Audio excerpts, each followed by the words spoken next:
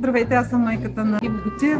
Иво премина един наистина голям път. За него истински геройство беше първото му предизвикателство той да се включи, защото изключително беше плах, несигурен, неуверен и още с първото му участие той видя, че всичко това нещо е било само някакъв фикс и това, което споделяше почти след всяко участие неделно, че всички се приемат такива каквито са. Нещо, което изключително в училищната среда явно му липсваше.